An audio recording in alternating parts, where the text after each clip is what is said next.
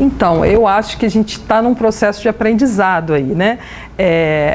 A gente não sabia fazer, hoje eu acho que a gente já tem muito mais experiência e falando como um todo, eu acho que a gente precisa ter essa preocupação enquanto cientistas, de falar de uma forma mais simples, o que é difícil, porque na academia a gente fala todo com um regramento culto para que qualquer língua entenda. Aqui fora, para falar com a comunidade, a gente precisa ter uma linguagem coloquial, a gente precisa falar de forma mais simples e precisamos então fazer essa ponte. Às vezes, a gente viveu isso muito na pandemia, que foi quando o grupo foi para as mídias sociais, a gente não tinha essa experiência, mas foi um momento de aprendizado enorme, né? A gente passou a ter, né, um quadro em um programa de rádio, né? O Ciência Pra Gente, ele passou a estar numa rádio, né? E ficou por 2 anos. O radialista está lá chamando a gente para voltar. Foram 98 programas que a gente gravou, onde a gente falava sobre diferentes assuntos. A gente ia lá no artigo, né? Começou com essa demanda, a gente foi procurado para responder questões da pandemia e era muito incerto o assunto no início, então a gente ia nos artigos que estavam sendo publicados para trazer essa informação. Era uma informação muito complicada, né? Mesmo para a gente, cientista, e a gente tinha que traduzir isso para as pessoas poderem entender. Então, comunicar a ciência hoje é trazer informações com a precisão que a ciência tem para aquele momento, com o consenso que a ciência tem para aquele momento, de forma que as pessoas entendam. E também precisa trabalhar uma alfabetização científica nessa comunidade. Por isso que a gente trabalha muito com escola, porque ciência também está mudando o tempo todo, né? Os conhecimentos, eles são sólidos, mas eles também estão sempre se modificando e às vezes para a sociedade é difícil entender isso. Então hoje a gente busca essa linguagem que todos possam entender, a gente traz profissionais de diferentes áreas por conta desse motivo, né?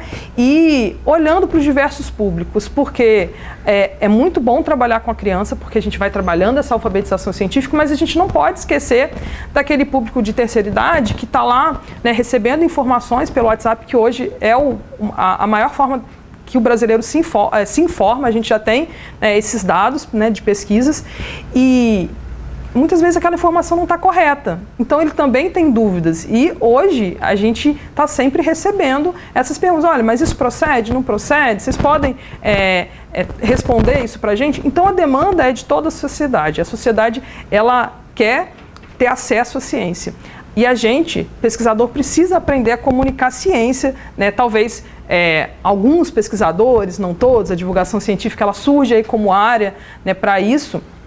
Mas a gente precisa dar uma resposta para a sociedade, porque as perguntas existem, né? O Ciência Pra Gente hoje, além dele fazer esse trabalho, né, de comunicar a ciência, a gente tem pesquisado essa temática. E a gente tem visto, né, que o brasileiro, não só o brasileiro, tá, outras nações também, tem se informado hoje por veículos, por novos veículos, né, principalmente as mídias sociais, o WhatsApp, né, o Instagram, o Facebook. E a gente vive um momento de desinformação, porque você não sabe qual é a fonte daquela informação, né? Ela às vezes é uma fonte única, então é importante conferir outras fontes. E a gente, então, como linha de pesquisa agora, né, um pouco mais, a gente tem aprofundado, né, essas análises e tem visto que o cientista, ele teve um protagonismo que a gente viu muito claro na pandemia, né? Quando o negócio apertou, a gente correu para a ciência, porque é a base sólida que a gente tinha para trazer respostas para o problema que a gente tinha naquele momento. Então, eu penso que, cada vez mais, a ciência ela pode pautar questões para a sociedade e vice-versa, né? Então, estando baseado em conhecimentos científicos, eu acho que a gente tem chance de ter muito mais progresso, de se desenvolver como nação.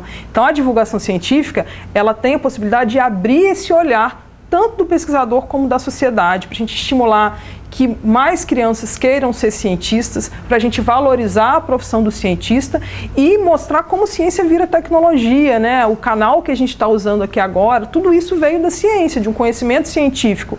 Só que a gente não tem esse vínculo claro na cabeça das pessoas e muitas vezes nas políticas públicas também, né? Então, a gente eu penso que a divulgação científica tem esse papel de trazer a ciência para as pessoas, de fazer com que as pessoas entendam o que está acontecendo ao seu redor e queiram cada vez mais basear as ações no que o conhecimento científico traz. E um povo mais esclarecido faz escolhas melhores. Então, eu acho que isso define o futuro do nosso país, né? Eu penso que por isso é tão importante o que a gente está fazendo hoje, né? Plantando essas sementinhas aí. Olha, para mim um momento chave foi a pandemia, quando ela veio, né, arrasadora, assim, aquele mês de março de 2019, foi enlouquecedor. A gente tinha muitos bolsistas atrelados ao projeto, né? Juntando as instituições aí diretamente ligadas ao projeto, deve ter em torno de uns 20 bolsistas.